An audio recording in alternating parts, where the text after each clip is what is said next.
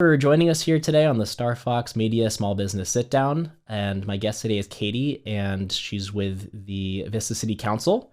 Thanks for sitting down with us today, Katie. Yeah, absolutely. It's really great to be here. Yes. Well, we always start off the podcast with the same question every time, which is, what did you want to be when you grew up?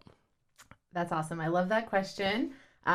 Growing up, I wanted to be a bunch of different things, right? An astronaut, a baker, an architect, right? A lot of them I realized there was too much math. I wasn't able to meet that expectation, but super entrepreneurial growing up. I was growing up in a working class family here in Vista, so you always had to find some way to get your money, get your bag, and I was really creative. So even when I was really little, I'd find ways to have some sort of business or share that entrepreneurial spirit. And, I'd have a snow cone stand or sell lemonade or something like that. But one of my favorite memories was when I was little, I had a pet detective business. And I was like, I need to make some money, right? What can I do? And I decided in my neighborhood, there's a market for a pet detective. And so I put up signs around my neighborhood saying, Katie Melendez, pet detective, right? Like, let me try to find, your pets and solve your pet mysteries, right? Wasn't sure anything was going to come about it, but I got a call from a lady in my neighborhood, and she said, my iguana went missing. I need you to find my iguana.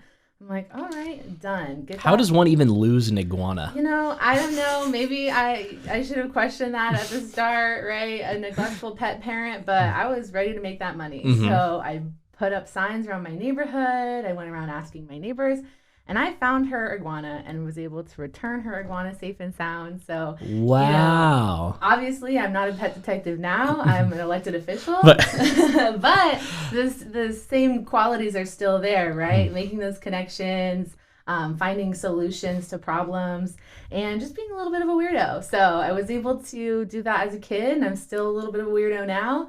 But I think I love that question because there's a lot of things that we want to do when we're kids, and even if they don't come to full fruition, right, in the way that we think they do, you still want to keep that spirit with you. Right, for sure.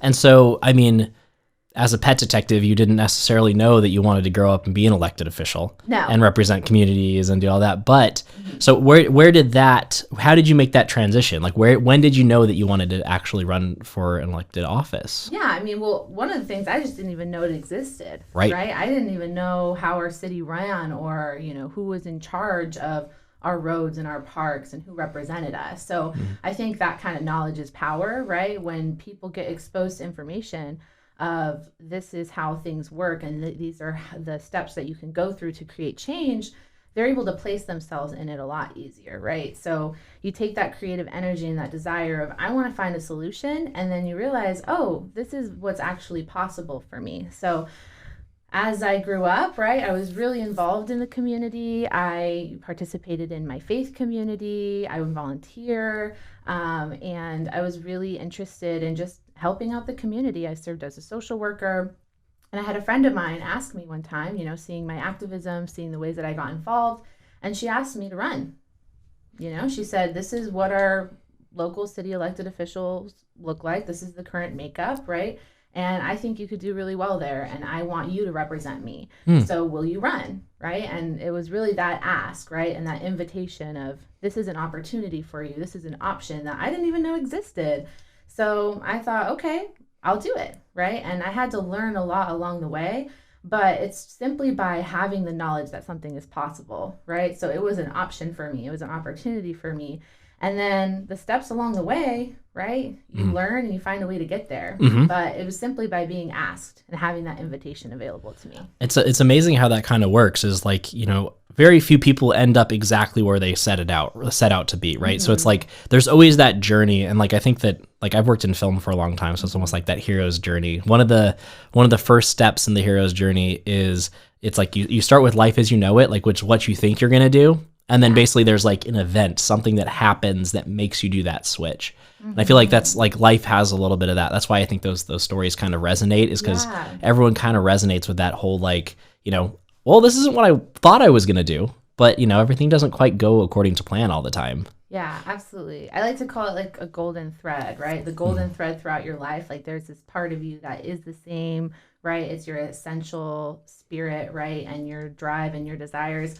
And there's so many different ways to express that, right? But if you don't know what's possible, right? If you don't know what you're capable of, if you don't know, I can run for city council. I can start my own business. I can, travel the world, whatever it is that you want to do. So for me, my approach to my life, right, is to follow that golden thread of who I am and be authentic to myself, and everything else will come through that, right? Yeah. It's city council now, right? Maybe down the road it's collaborating with local businesses in Vista, right? Or starting my own business. Right. I don't know. I'm just going to kind of take it day by day at this point. Yeah. I mean, I think that's the only way to do it. All right. So, I mean, where we left off, we were talking about how hero's journey. Yeah, following that golden thread of who you are. Yeah. So, how long was it in between where someone asked you to run for elected office and then when you actually did it? Like, was that pretty quick? I really threw myself into it right away and not even completely realizing the consequences, good and bad, right? That it would take a lot of time. It would take a lot of fundraising. It would put strain on my relationships, that it would cause me to have to work, essentially like 3 jobs to get the job done. I just knew that it was a responsibility. I really, really felt a call and a responsibility and almost like a burden, right, for my community. That if I'm being asked to do this, nobody else is stepping up, I might as well be the one to do it, right? Absolutely. So I believe that my friend, Sarah Spinks, actually, who has a tattooing business here in Vista, she asked me the end of, I think, 2019. No, before then. She asked me the end of 2018, to run. And through that process, right, I started to get familiar with all the different players, right? There's so many people who have come before me, who had set the groundwork for me to actually be able to run and win. Our Democratic Club of Vista, different volunteers who show up to the city council meetings, who've been paying attention to what's going on, people who were just in my neighborhood, right, in my district, who had different complaints or interests that they wanted to see changed. All of it, right, was about building those relationships, right? So I really took over a year of not just campaigning, right, and talking to voters, but building relationships with people in the community. So that was, for me, a really big part of the process. And if I didn't take the time to build those relationships, I probably wouldn't have won, right? So I really had to, I really started from a place of knowing nothing, right, and having to humble myself and just be like, I am going to learn as much as I can, and I'm just going to do the best that I can, right? If I lose, I lose, right? Yeah. But at least I'll say that I've done it and I've tried my best. And it turns out I won, and I won by a pretty big margin. Well, there you subtle brag. Right, subtle brag. So, I mean, was there anything that you did in between, pet detective and, city council that you think set you up for that? Of course, I didn't pay my rent as a pet detective. Of course. I had to, have other jobs. But, I grew up going to Vista Public Schools. I was the first in my family to graduate from college. When I graduated university, I wanted to go to grad school, right? I was like, I want more education. I love school. I love learning. And I was going to go to Princeton Seminary to get a joint degree in a Master's of Divinity because I was really involved in my faith community and a Master's of Social Work.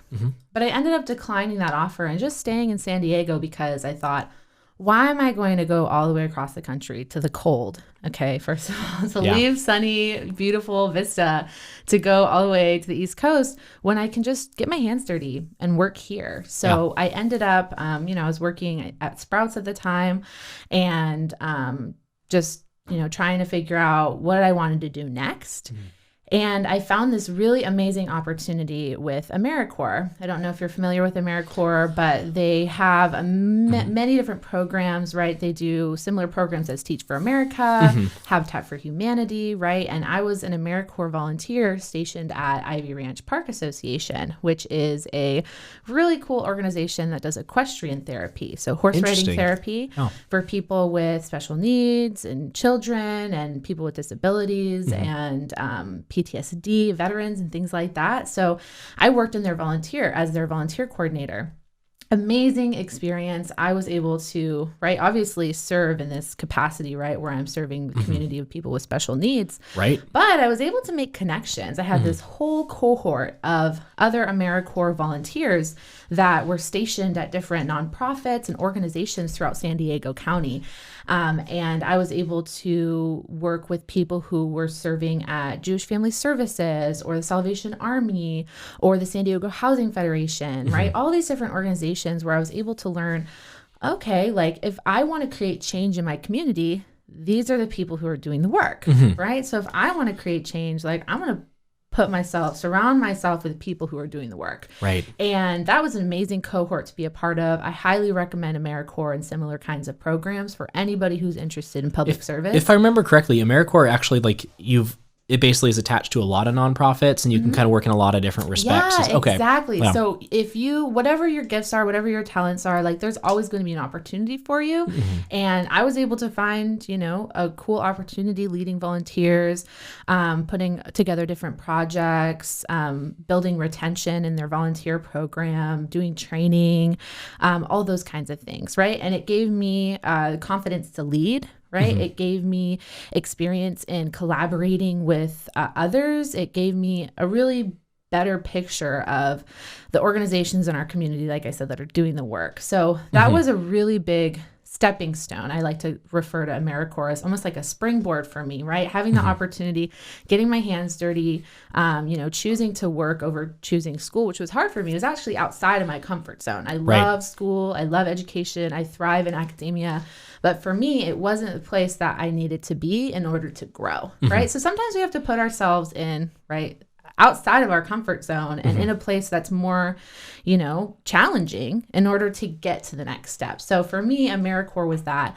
I was able to volunteer in that program and serve for 10 months at Ivy Ranch Park. And after that, trying to figure out how I wanted to serve more, I was really interested in working for our community of people experiencing homelessness. So that's obviously a huge issue here in San Diego County. Definitely. But growing up in Vista, right, it's always been a huge challenge. I know that my mom and I would go through Vista, right? We'd be in town, and she was really compassionate, right? And she would stop and check in on people, buy them coffee, right? Know their name, pray for them, talk to them. And so that kind of attitude growing up really led me to, I really want to serve this community, right? And see what I can do. So I ended up getting a job at North County Lifeline, working in a recovery program and doing housing for them. So really unique experience. I worked with a bunch of different people. Our clients and the participants in our program taught me so much about compassion for myself and for others, taught me a lot of patience, right? And really gave me whereas in Americorps, I was able to see some of these problems from a big picture point of view, what our problems with housing is, some of the challenges with poverty and, economic disparity in our community. But then as I was working on the ground with people experiencing homelessness and substance abuse, I was able to have, right, those one-on-one conversations working with these folks and have that perspective, right? Really be able to see what are some of the folks in our community who are, right, some of the most vulnerable people in our community. What are they going through? Right. What's their experience? And so that experience was really valuable. And it motivated me, right? I had a hard time doing my job sometimes because a lot of the resources that I needed in order to help someone get out of their situation, we didn't have, right? The wait list for affordable housing being 3+ years long, right? A lack of access to shelter beds, especially low barrier shelter beds, right? Just difficulty for people getting jobs and keeping them if they're sleeping in their car, sleeping on the street, right? Yeah. Really, really, really difficult situations, not to mention, right?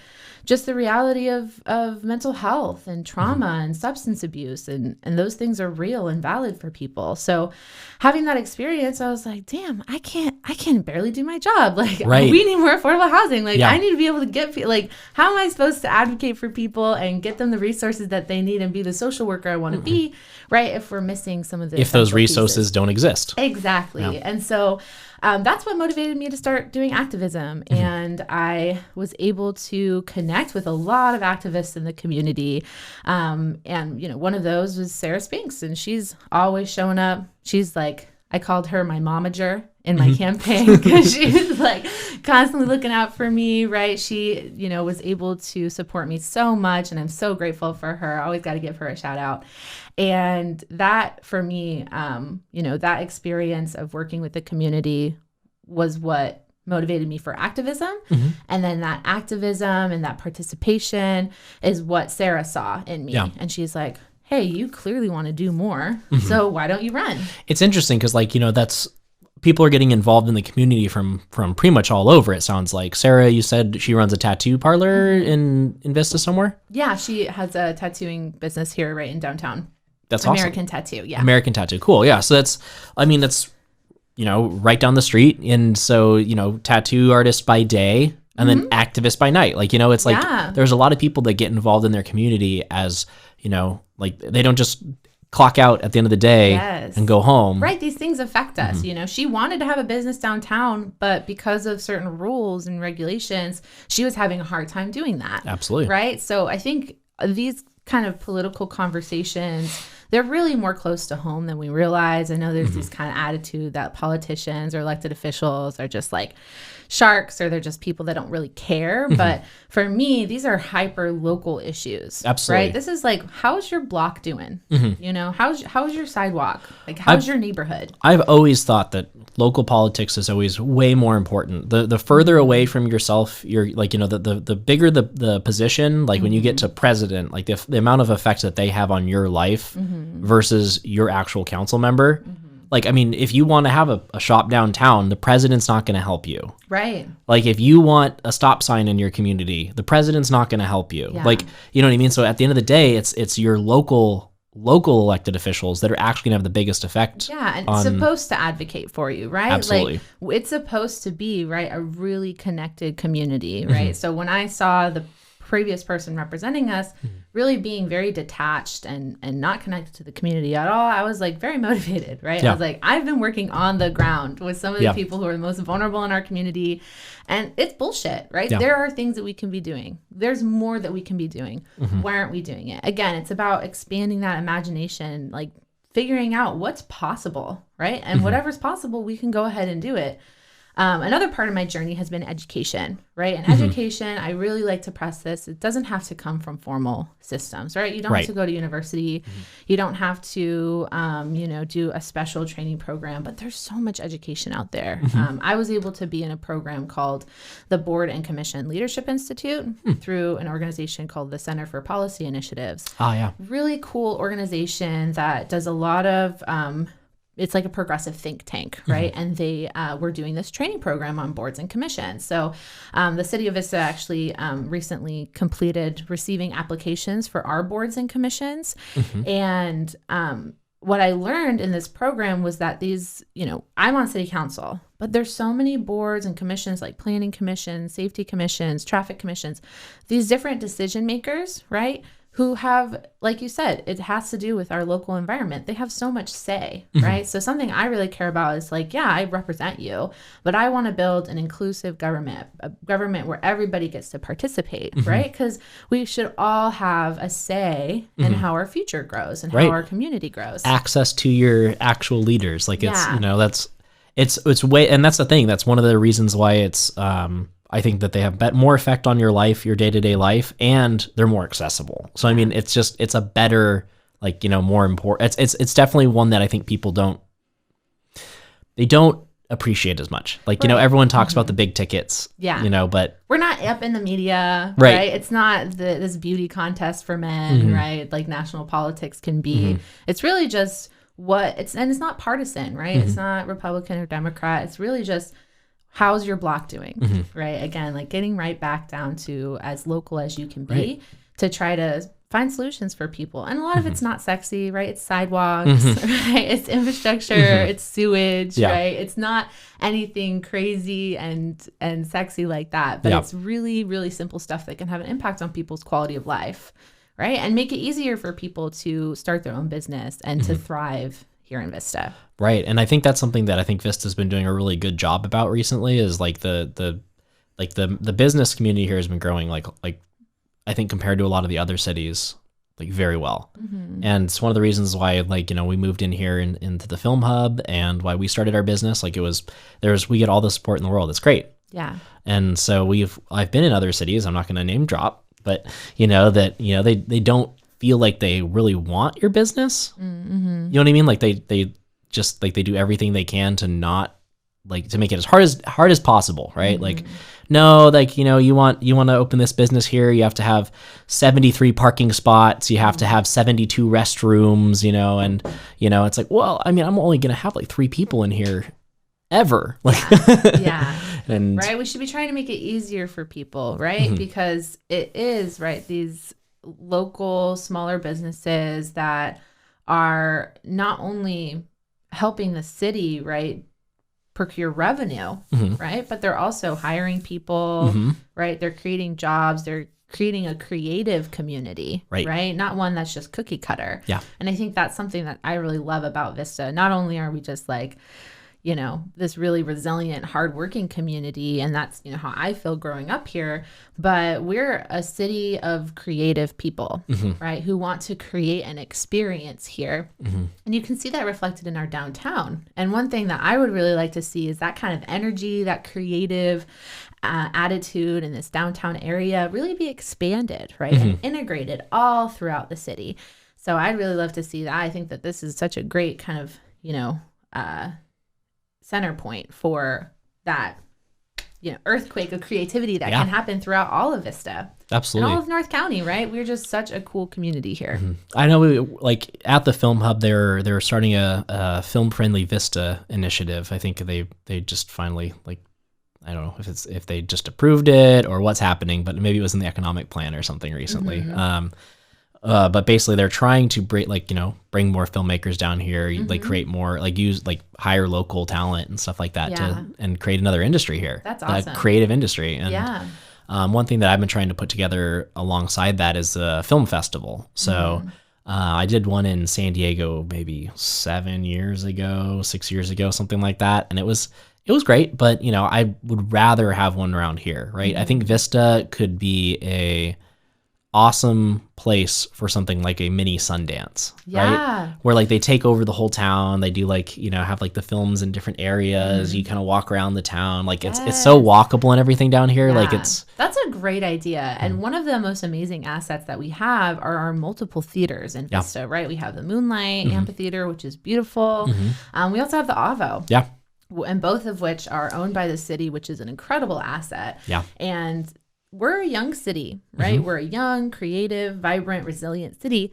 There's no reason why we shouldn't have more opportunities, right? There's such a great potential for creatives coming together and doing some sort of festival, right? And using those spaces that we have, some of our theaters that we have available to us to do that. And I like the idea of shutting down the streets. It's so much more fun. Like you just, I was thinking like, okay, so if with the opening of the new like arts and entertainment district, like we should call it the Arts and Entertainment Festival. And then you go more towards where you have the film festival, but you also have art exhibits, you have you know, maybe a fashion show. You kind of like have different kind of mini festivals going on within the festival or something. Like that'd be a really cool one. I love that. And one of the things too is like, why shouldn't Vista be a destination, right? I love the idea of like people experiencing Vista, right? Not just driving through, right? And stopping at Taco Bell on their way through to the 78, right? And acting as if we're just one big freeway,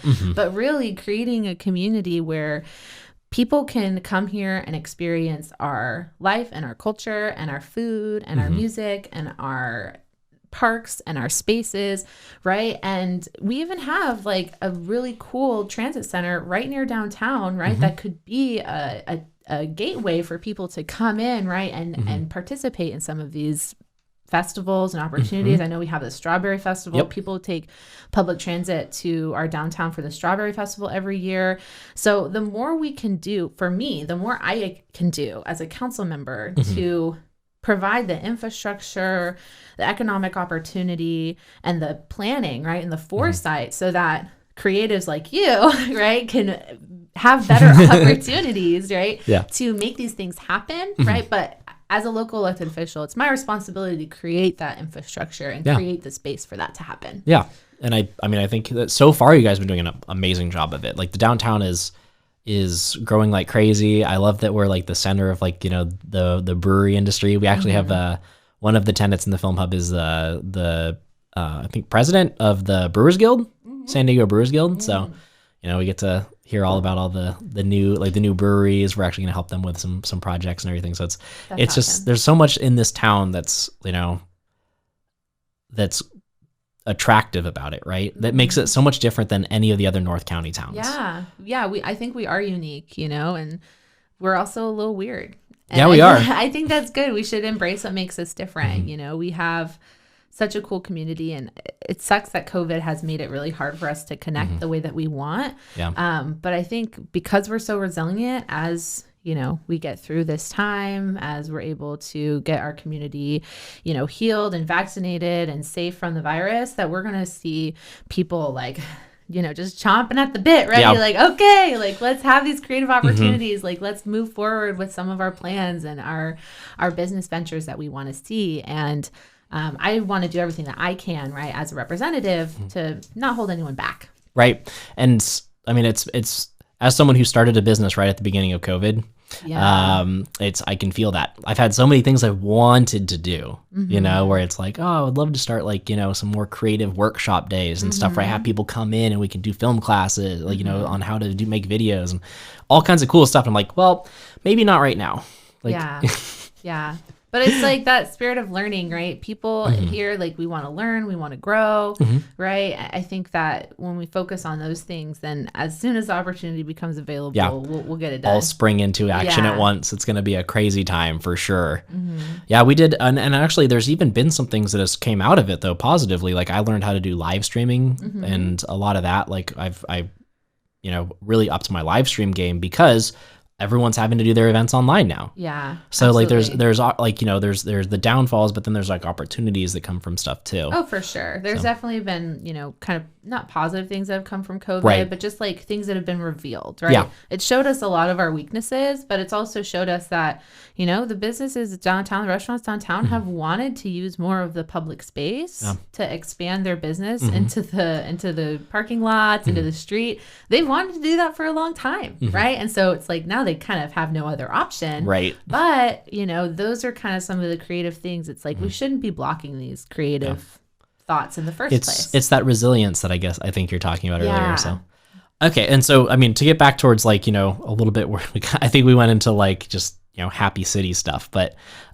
so if someone was to, you know, want to get involved, would you recommend going through somewhere like an Americorps and like kind of getting involved that way first before kind of transitioning more into like the political life? Or yeah, you know, I think it just depends on what your strengths are, right? Everybody has their own strengths, and not everybody needs to do politics to make a difference. That's true. Right. So again, following that golden thread of who you are, if you're really passionate about film, if you're really passionate about food, if you're really passionate about helping people, the goal is to surround yourself with people who are also doing that thing, right? So, you know, maybe that's just an opportunity for me to think of ways of how can we do better networking, right? To make it easier for people to find their people. Yeah. But when it actually comes to politics, I would say that the city of Vista does have a kind of a leadership program, a training program that they offer. It's similar education that I was talking about before. I never went through the program, but I know other people who have, and they've had really great experiences. So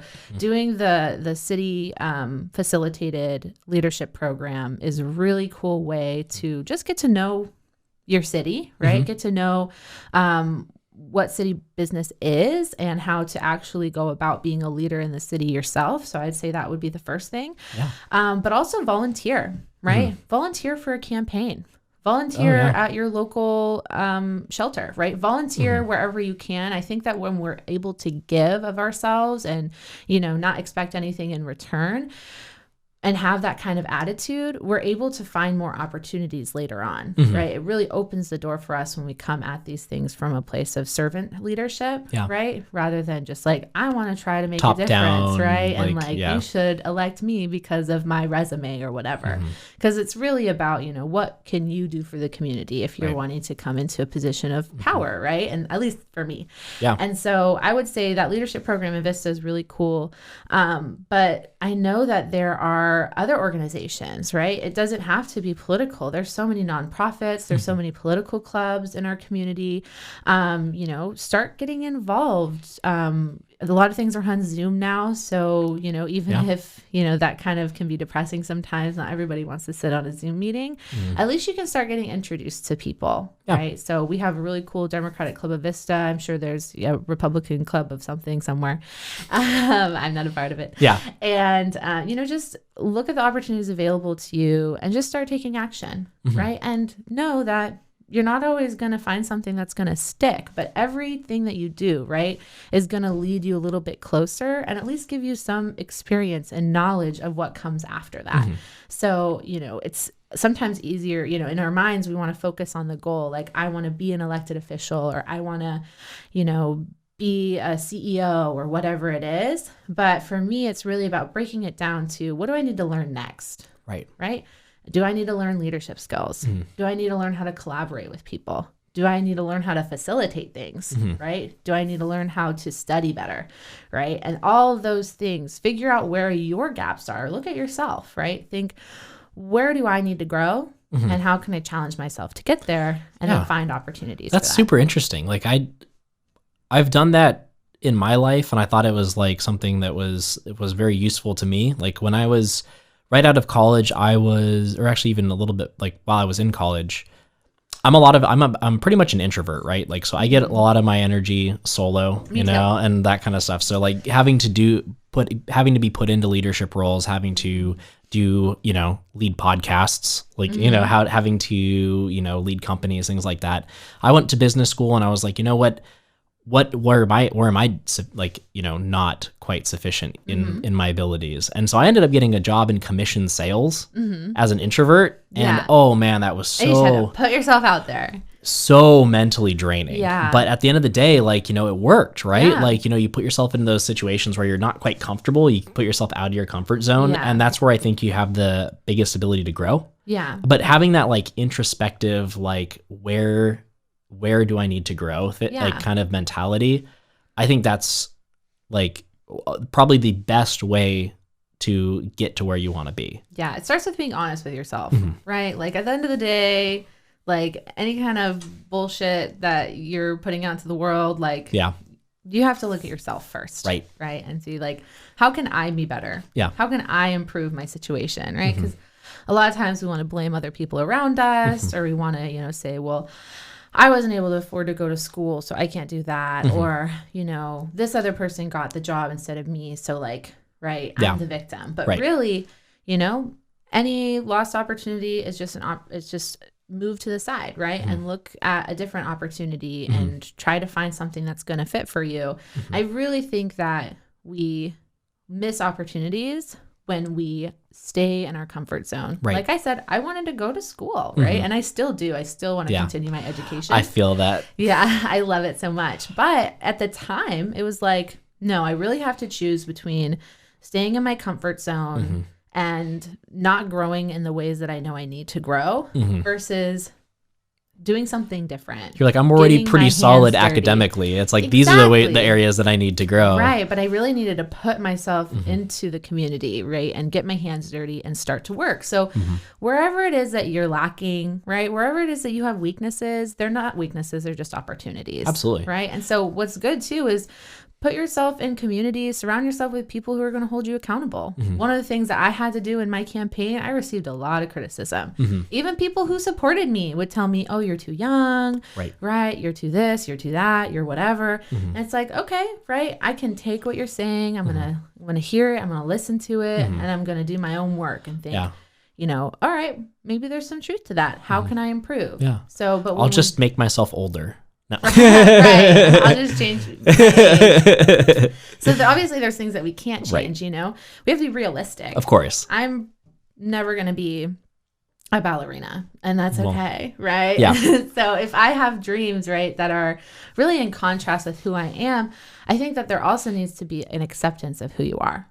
Right. There's things I'm never going to be able to do. And right now I've accomplished a lot, and I think that I should be very proud of myself. Right. But if I focus on the things that I'm never going to be, then I'm going to miss the opportunities to be the best version that I can. Absolutely. And, and to find where you fit in and can make the biggest difference. Yeah. Because at the end of the day, we're all humans, and we should be where we will, have the biggest effect. Yeah, exactly. We all have really great qualities and really special attributes to bring to the world, right? We all have that golden thread of who we are. And, just because this is my path, right? And these are my strengths, I'm no better than anybody else. Everybody can do more, right? Everybody can make themselves a better version of themselves, right? You just have to focus on you. Yeah. As long as you approach it, in a way where you're humble and you're willing to grow and you're willing to learn, I think you can kind of go anywhere. Yeah. So the personal development is a huge part of how I was able to get to where I am, right? The being able to be self-critical and aware, be humble, and be open to learning. But there's also a lot of practical things, The city was really, really helpful. We have a city clerk who was able to provide me all the documents and information that I needed.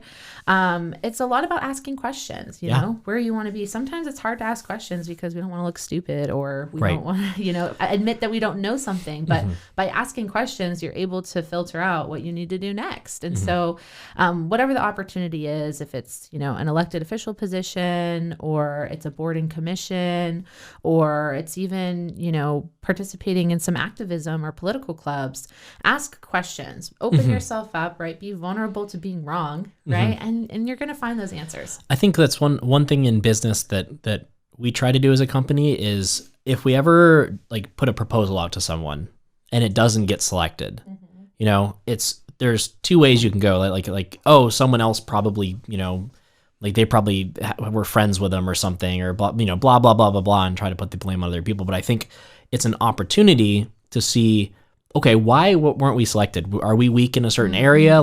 Why didn't they pick us? And why should, how can we improve? Yeah. And I think also within marketing, there's another way that kind of works is we always, marketing is almost like a little bit of a science experiment. It's you have your hypothesis. I think if I put this ad out, it will have this effect. But the whole what makes you a good marketer is after you put that ad out and it has whatever effect it has, is to then look at the effects, modify what you're doing, and put out a new hypothesis and test it again. And you're constantly honing in your marketing and making sure that you're putting, and if you just sit there and just keep trying to do the same thing over and over again and think no, I'm right, this is going to work. It's you have you're missing the point. Yeah. It's the whole part about getting the analytics of what you do, and then having a strategy, strategizing. Okay, I think that then okay, we'll make another hypothesis. I think this didn't do as well because of this, so we'll change this. And that whole learning and growing and analyzing what you're doing. I mean, that's life. Yeah, I think that's that hypothesis, right? And that science experiment is a great way to think about failure. Yeah. Right? Because a lot of times we don't accomplish something, or we fail at something, whether it be our goal was too lofty and we weren't ready for it, or, it just wasn't the right time for us. And we just call it the end of the experiment. But to keep, putting forward a new hypothesis, keep coming back, having that resilience, having that persistence, right? It's going to get you at least a little bit closer to your goal. So I really like that, rejecting this idea of it's wrong to fail, really having to kind of start over and over and over. No, again. You're just testing your hypothesis. Yeah, that's so good. You're not failing, you're testing your hypothesis. That's good. I like that. I love it. So, all right. And then, so we usually like to kind of wrap up with, if someone was trying to do what you do and represent their community, is there anything that you advice that you would give them? Yeah. Kind of along with what we've been talking about, I really think just in general, taking advice from the people who are doing the thing that you want to do. Right. I know we all want to be pioneers and we all want to be trailblazers and all of that. But if something works, it works. Right. So if somebody, has the job that you want, if somebody is making the kind of art you want to make, if somebody is in a position of power that you want to have, right, come to it in a humble position, right, and a desire to learn and take advice, like really take advice from the people that are doing what you want to do. So when it comes to city council, if somebody wants to run for city council, there's some very specific things that I would recommend that they do.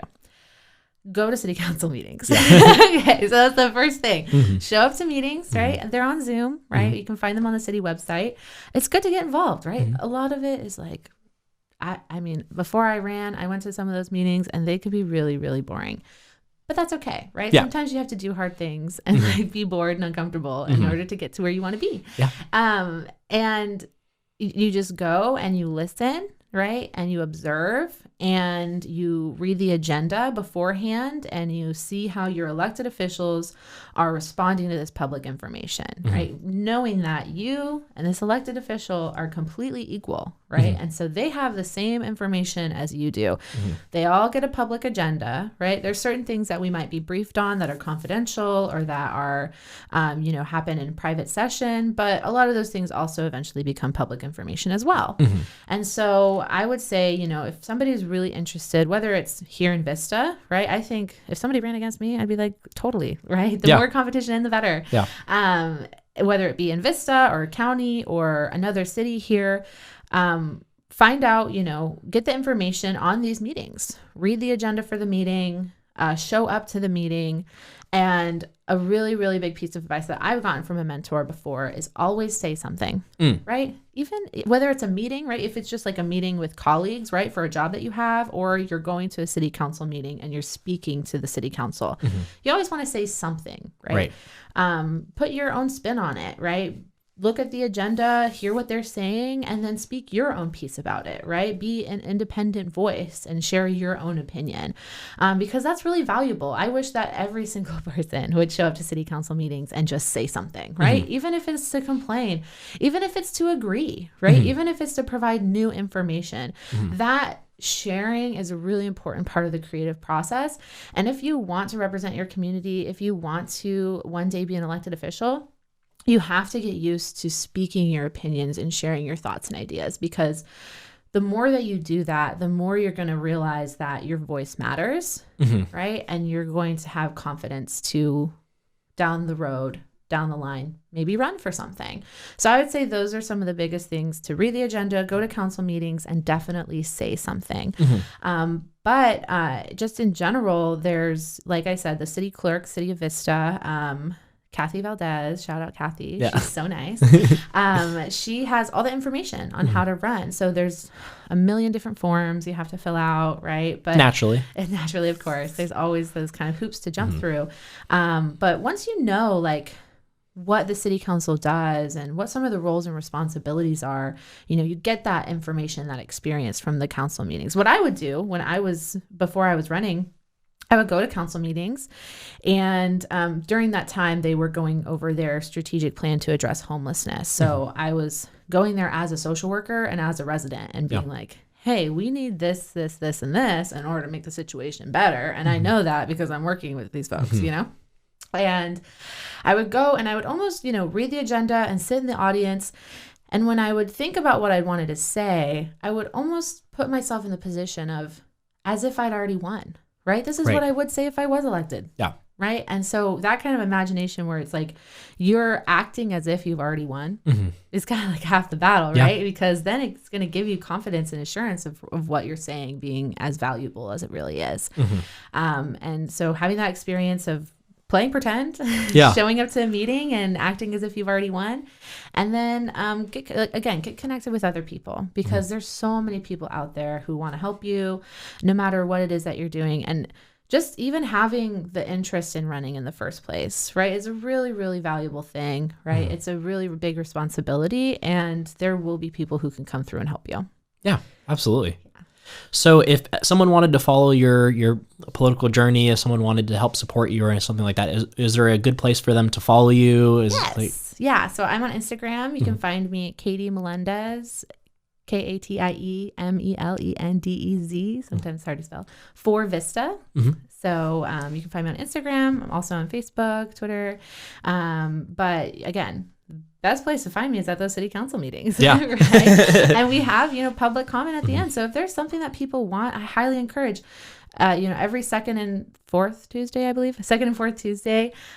we have our council meetings, and there is an opportunity for public comment at the very end. So anything that you want, if you want a dog park, if you want to see our, I know a lot of people complain that it's Grandma Town here in Vista because things are only open till like 10 o'clock. Right. Yeah. But if you want to see things open later, right. If you want different opportunities in Vista, come show up, state your piece. Right. And we'll hear you. And so that's a really big part of it too. So you can find me at those city council meetings. You can find me at Katie Melendez for Vista on Instagram. And I'm always open to a phone call too. I can share my number if you want. 760-277-2922. That's my number, open to the public, and always available. That's awesome. Well, Katie, thank you so much for coming by and sitting down with us, and make sure you vote Katie. Katie Melendez for City Council. Thank you so much, Jeff. This is great to talk. Hey, thanks. Yeah.